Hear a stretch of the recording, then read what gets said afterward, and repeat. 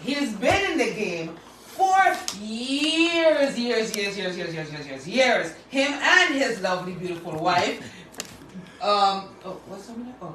Hello. Get ready and let me introduce you guys to Mr. Claudius Von Camford, aka Tunchi. Thank you for coming in today on my 88.3. It is an honor. Thank you very much. It's the first time I'm sitting in an interview with you. I'm so excited. This is what I've always seen you from the stage. I've always seen you via the TV. I've always seen you via billboards. But now it's a pleasure to see you and get to sit with you and talk to you face to face. I'm happy to be here, to be honest with you. Well, over here on my 88.3, you already know how it goes. But on Right and Vibe with Mills, we keep it transparent, but we keep it vibe and chill. And I love to let all of my people that come in for interviews have the floor. I want my audience to know that it's a very organic conversation. Nothing is rehearsed. There's no he ha ha, nothing going on behind the scenes. It's the real deal. So let's just dive into that ocean. What would you like the people to know? I think the most important thing that I have to address this morning, is that article that appeared on the front page of the Daily Herald in a very in a very funny way, stating candidates with criminal records eligible for elections but may, and I want to state, may face suspension post victory. Now, in this article, they dive into using and saying the current suspended member of parliament who postulated himself as a candidate. I have to say that because I am talking to the chairlady right now of the Electoral Council. She said absolutely no names were mentioned. It was a very wide question, and she did not give a position. In here, they are stating that she did give a position. So somebody ain't telling the truth. I am going to believe the chairlady of the Electoral Council that she did not give a position because she's very professional. I'm very irritated, not disturbed, because I expected this type of behavior from the Herald. It's not the first time. Yesterday was pre-clearance, was no good, and it ain't coming, and she ran a story that the lady in charge stated it ain't happening. That story was from 2 years ago. That story is from 2022, she wrote it. And she just republished it and freshened up the words a little bit. That is what you call yellow journalism. That's all it is. They're so careful. Then they go and say that Article 50 of the European laws don't apply to me. I didn't talk about no European laws. The Daily Herald should do their research.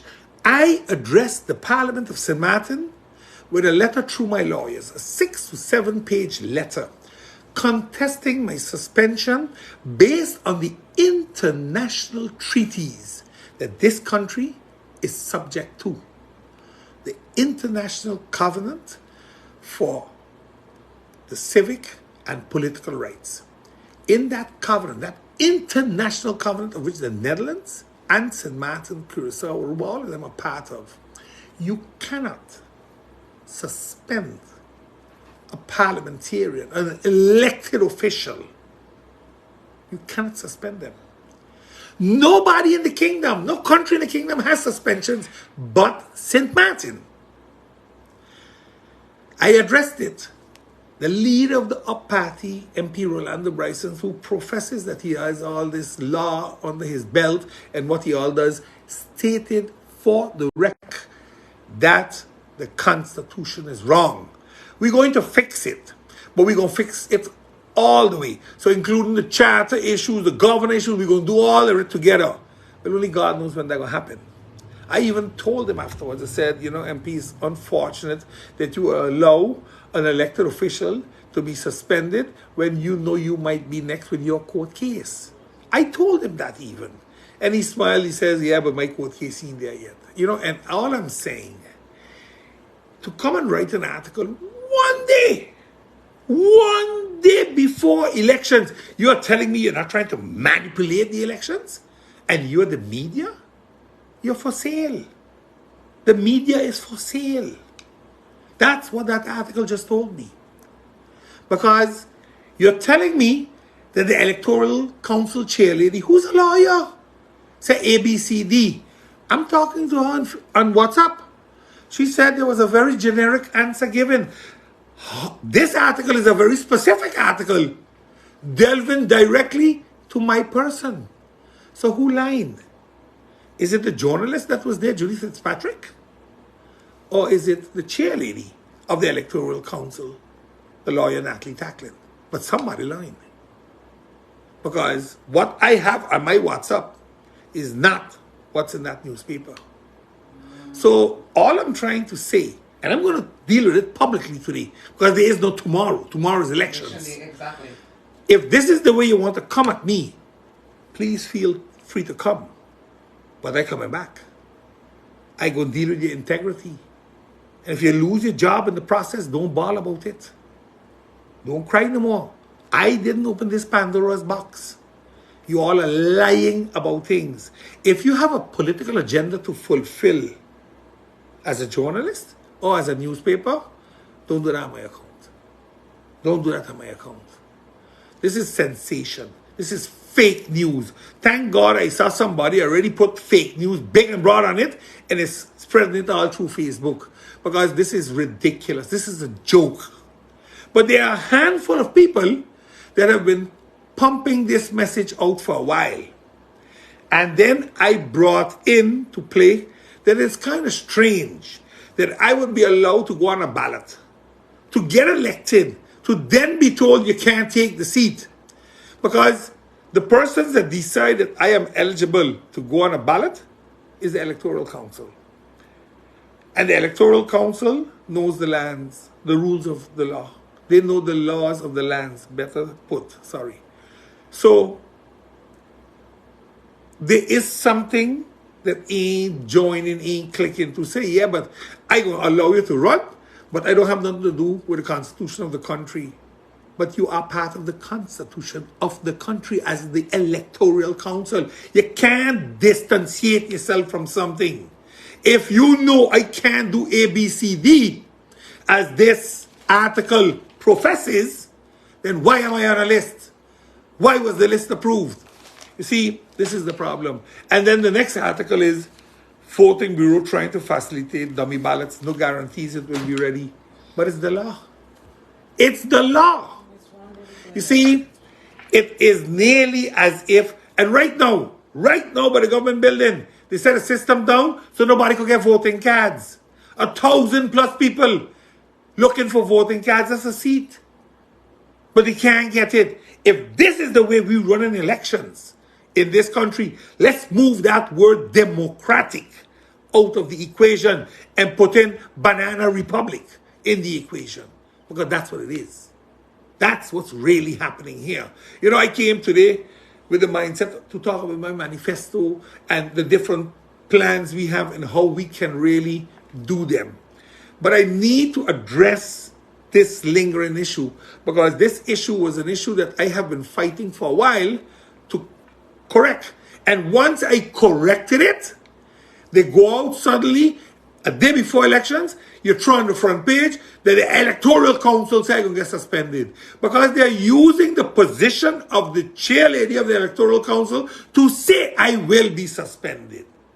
And the good lady tells me, I said no such thing. So who lying? Who lying? Because I am eventually going to take this further. And, you know, it will be after elections most probably. But I don't mean say I can't hold you accountable for all the damages that you have done to me. Definitely agree. And that's going to be a different story, because that will be financial damages. That's where I go in. Financial damages. And then where it really hurts. Where it hurts. That's the place it always hurts. I don't need your sorry. I don't want your sorry. Since you're looking to destroy me, then let me try to destroy you too. Fair game to all concerned right now. You know, I still have to get back though to the elections, because tomorrow you're going to the polls and you're going to vote for people on party list. And you have to ask yourself the question, are you better off today than you were 4 years ago. Because, I work with some documents and I want to show the public the documents a little bit because they always say, paper don't lie.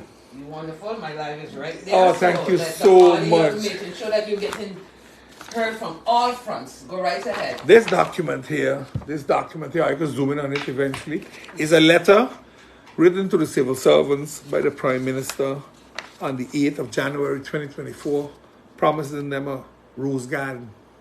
A rose garden that they're going to get a 2% increase in 2024, a 2% increase in 2025, and a 2.5% increase in 2026. That's 6.5%. But the laws, because she says here in the letter, I don't want to read the whole letter, it says, to show the government's commitment to these agreements, and that was the COLA, after 10 years, they will do the COLA, and the government paid 1% to the civil servants in a lump sum in December of 2023. The government will do applications 2%, 2.5%, and to show you that we're serious, legislation is being finalized to achieve this. So you are taking for granted that whoever comes after you is going to approve something that they are not aware of. Now, you see, I can be nasty and take out documents and start to show who was involved back in, but I'll show you it without putting it unnecessarily on the air. You see that date there? 2019. March 26, 2019, the Committee of Civil Servant Unions. This letter was sent to the Honorable Minister of General Affairs, Ms. Leona Romeo Malin. And in this letter, there were a lot more conditions that what they wanted to achieve, etc. And this letter was signed off by the chairperson then, who today is the chef de cabinet and legal advisor of the Prime Minister. So they didn't know of this COLA today. They knew of it from back in 2019. The Prime Minister of St. Martin took office November 2019 and then won the election in 2020 and continued. November 2019, the USP and the NA formed the government when they sent home the Romeo Malin government, and they took over. What they are forgetting to tell everybody, that because in here they talk in this letter about the in the advice of December 2022, they talk about the cost of living. The cost of living since the 1st of January 2011 until the 1st of January 2021, the CPI, which is the Statistics Bureau, the cost of living, this CPI is price indexation, the consumer price indexation, rose according to the Statistics Department to 12.6%. Now, why is this so important? Why am I elucidating this? Because you can recall that the country St. Martin, the civil servants in particular, had to make a solidarity commitment and take a 12.5% pay cut. Remember, the law was in Parliament, and 14 of the 15 MPs, with the exception of MP Christopher Emmanuel. So I'm not going to try to weasel out. I voted for that law. What I was not aware of, and the Prime Minister never told Parliament, is that the civil servants had already taken a hit of 12.6% of non-fixed cost of living. Now they're coming back to give you 2%, 2.5% to fix the 12.6 that from 2011 to 2021 wasn't there. We already took a hit because our salaries didn't move in accordance to cost of living. So that 12.6% was more than the 12.5 that we took as a hit. So why didn't you tell Holland? But the St. Martin civil servants have not gotten cost of living increases and have already accumulated a backlog from 2011 to 2021 of 12.6%. So by imposing another 12.5% on them, we are actually going to put them in a hole for 25.1% more than the parliamentarians and ministers themselves. Why she don't tell them that? Because that's the truth. That's what it is. Do you understand why we need fake news in the newspaper not to elect Bancampa? Because Bancampa ain't afraid to call them out. This is the gift they gave to the civil servants, telling them a rosy story about how they're going to fix this. But you don't even fix the law. You said you were bringing the national health insurance, the SAHA, the AHA, whatever you want to call it. But now they push it to 2025, 2026 because the law ain't ready. But you said you were ready. You said you were doing this because you gave out bus and taxi licenses and told the people in the contracts, come the 1st of January, you got to make sure you register by SZV. SZV told them, go from here. I can't register you. There is no law for me to register you. Pie in the sky. This is what this government was all about. And because the Now Party, in particular MP Emmanuel and myself, have been slamming into them time after time, exposing their lies, exposing the hoax and the fakes, that now suddenly a media house gets involved. Maybe there are consequences post-election. Maybe there might be consequences with that newspaper post-election that they might close down. And we got GEBE at its best again. Oh boy. Oh my goodness. Yeah. So I hear a generator going on there. Oh, you got a generator? No, we good. We still on air, darling. Okay. We still on air over there, my energy. We don't play. Okay, but I noticed the Facebook's gone back. Facebook's gone back. That one I yeah, no. I don't have a call. So, but at least we are on. Yeah. Oh boy, you know it's really a little more difficult to go live. You know what? We can't go live, but since we have people on air listening and we are live on my page still. Yeah, I am still live on my page too. We're going to continue and persevere because that's what we do. So we're going to talk, even though we can't see each other. Let the people know and continue on the trajectory that you were going, Mr. Tunchi. Yeah. Right ahead. No, I think it's very important. People sorry that the Facebook is a little dark. Unfortunately, the room is also a little darker. So maybe, I don't know, we can open a window to get a little, see if we can get some light in here. And we don't have electricity. Oh, we don't have electricity, so that can't open either. No. But nevertheless, I'm still live on air. So I want to focus on a lot of things. You notice I bust a shot on the government, bam, GEBE turn off. Boom. It is. I was going to say that, and I'll be like, what in the obia? And this is the company that yesterday sat there and told the people of Samaritan, don't worry, we have capacity, we will be okay come election day. I said it on the previous show with Grace because I was also live on Facebook there because they had no current at all for the whole morning. Oh, wow. And I also said, here we go, make sure we have generators at the locations of the voting stations, because can you imagine that at 6 o'clock when it's dark, electricity goes? You put people's lives at stake because they're voting ballots in there. You don't want no crazy things to happen. And we are now load shedding for the past 3 days. Why would tomorrow be different? But a lot of people are answering me on my Facebook. Some of them are saying, good morning. I am not better off. 2 years out of a job, applying for jobs without a result. That's a local. That's a local right in there. And there are more of them here, but let me not go start reading all those things. What I'm trying to say is, when you answer the question that you're not better off than you were 4 years ago, then you understand right away also the situation that we are in. This country is in a serious financial predicament. And that's why the Now said, to fix this country, we must have money. We need to generate funds. And if we don't generate funds, it ain't gonna work.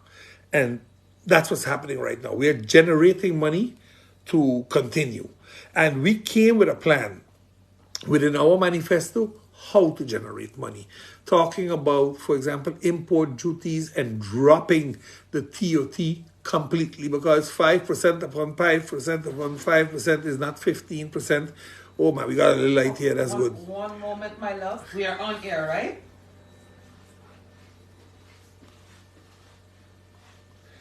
We gotta leave the door open, you know. Get in the Facebook work better. They could see us. Yes, yes, yes.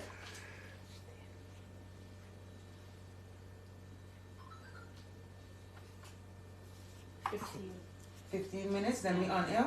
No. Then we off air? Yeah. Okay. All right, leave the door open. Just leave the door open there for us, because then at least Facebook will work. They could see me again instead of just two red dots. For sure. Let me open up the door so yes, and you could still be on. Like, Yeah. So no, like I said, I think it's very unfortunate, you know, the situation this country has found itself in. A lot of people.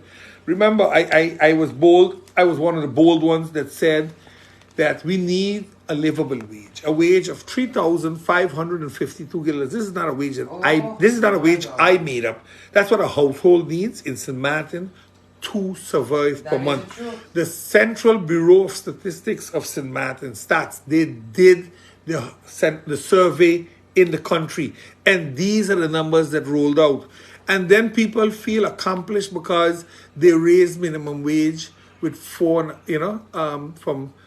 with 45 cents per hour, which is $2 per hour. Per day. $2 per day. So you work 25 days, you made $50 more per month. There's nothing to be proud of that. You can't even fill a gas tank with that. There's nothing to be proud of that. You got to put it in perspective. Food didn't go up $50. You know, food went up $100. So you're cutting on what you're eating now. Utilities keep going up. So why is it that we are not fixing that? And as the Now Party, we said, you know what? We're going to create more income and taxes and create a subsidy system that for the next few years we can subsidize principal things: housing, food, utilities, education, transportation, and health at the end of the day, because health is also part and parcel of the cost of living analysis. You see, when you do cost of living analysis, when you want to see the price indexation in the country, you look at housing, you look at food, you look at utilities, you look at healthcare, etc., etc. There are 5 or 7 things that we use to make that calculation. So if your income is not reflecting what's happening outside in the market, you have a problem. If it's higher, you're good.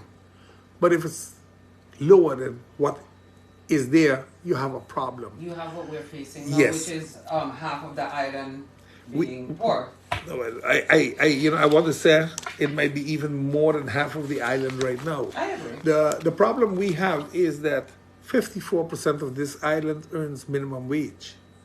That's half of what is needed for a family of 3 to live on this island, a mother and 2 kids. That's what we look at the household. The households are about 2-point-something people per household according to the census. So it shows you already that the analysis, the cost analysis, is scary. They haven't touched this. They ain't touched this census with a 100-foot pole because they wouldn't be able to answer. They wouldn't be able to answer why we are in these predicaments. That's their problem. That's their big problem right now. They cannot answer how they're going to fix the results of the census. So they go out and put all kind of accomplishments that are not true. We don't have access to better health care because health care didn't change. And nobody that isn't covered by law can get access.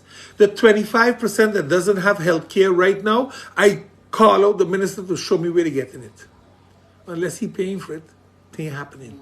Because they can't afford it with the minimum wage they're earning. Look, tourism has always been our bread and butter.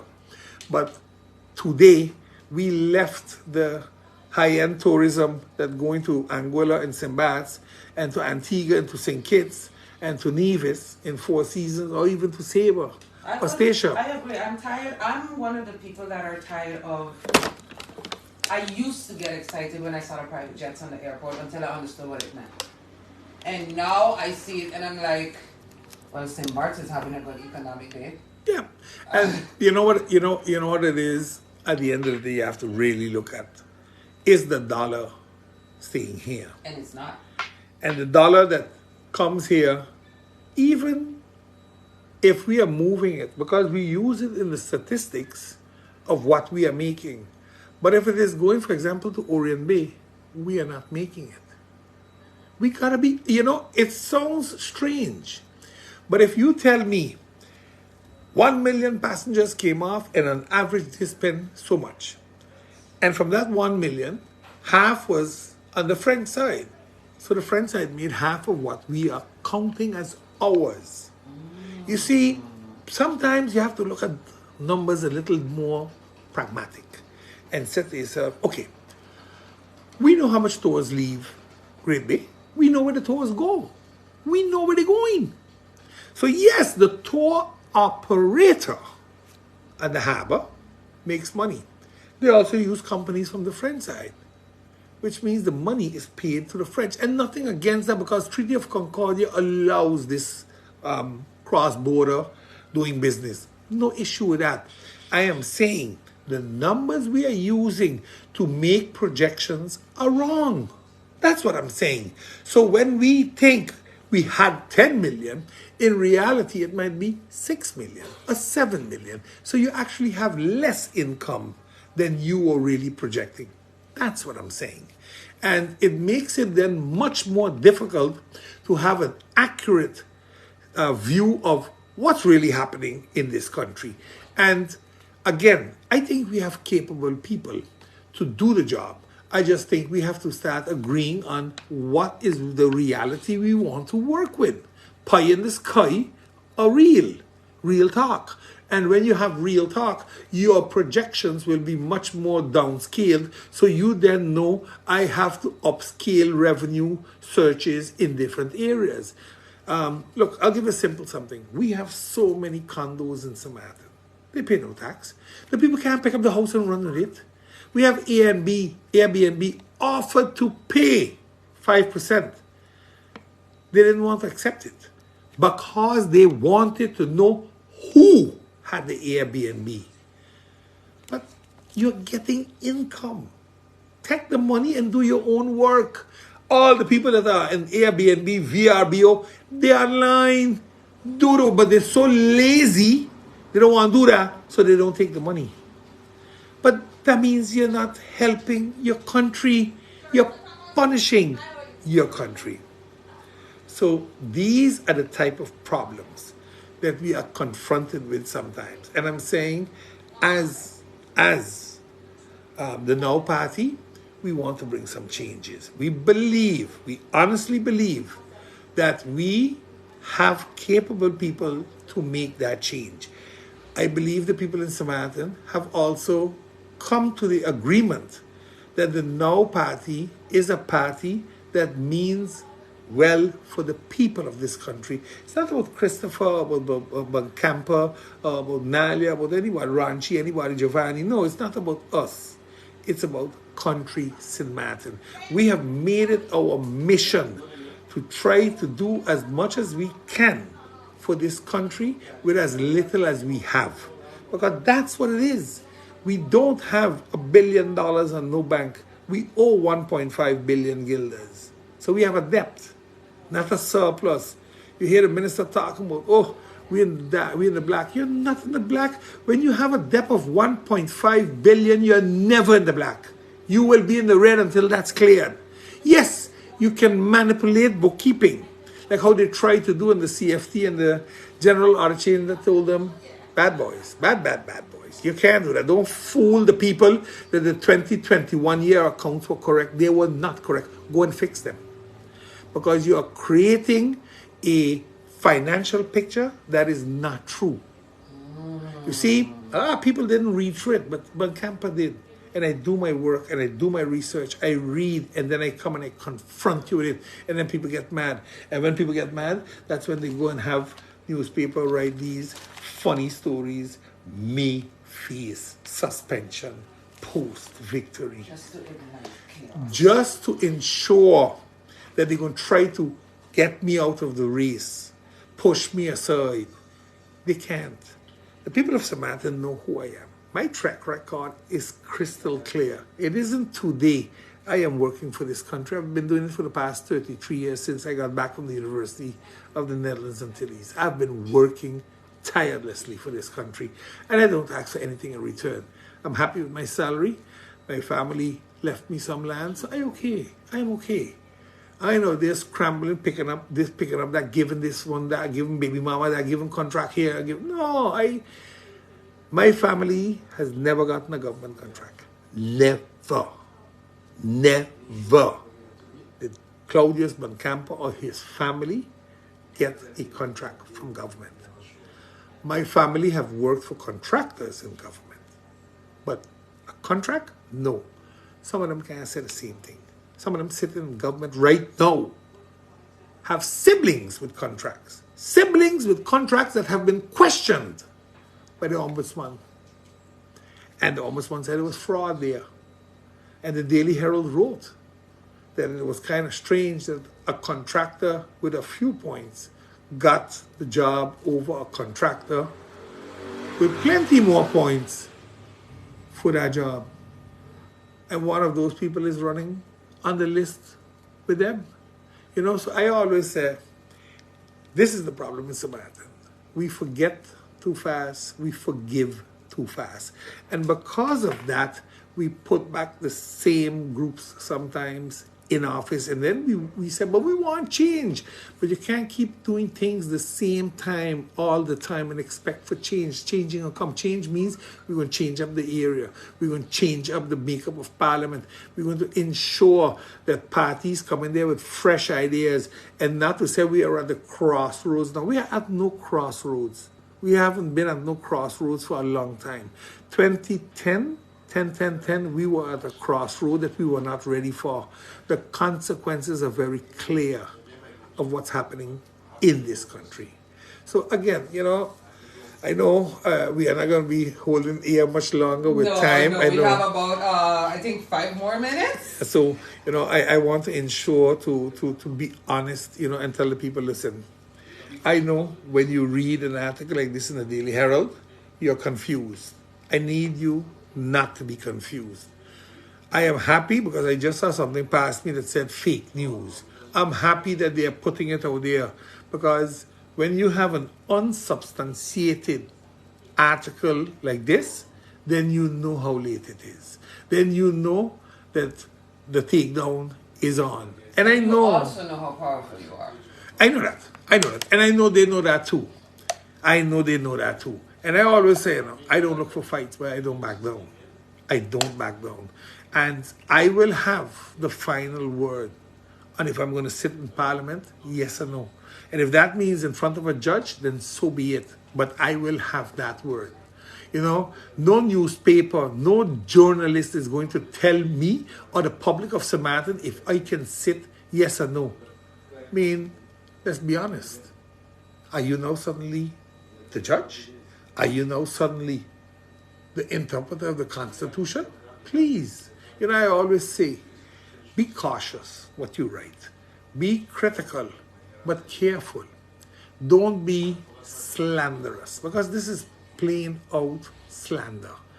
Because you used the postulated suspended MP. I'm the only suspended MP right now, so you're talking about me. Yeah, and when you think if you don't put my name that I cannot do anything? No, I can do a lot yet. Because I so specifically asked the chairlady of the Electoral Council if my situation was discussed. She says, absolutely not. But you refer to it as if she said it with an affirmative. Please, how far do we go with a miscarriage of the news? with a miscarriage of the truth. If this is what the Herald stands for, then I want to implore on them, change your name to the Daily Sensation. Because that's what you have become, a sensational newspaper. If I know sensation sells, but I always thought that in journalism, the fundamental of every story was the truth.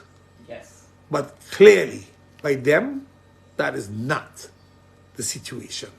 And we, as the Now Party, have had a few run-ins with the Herald about articles.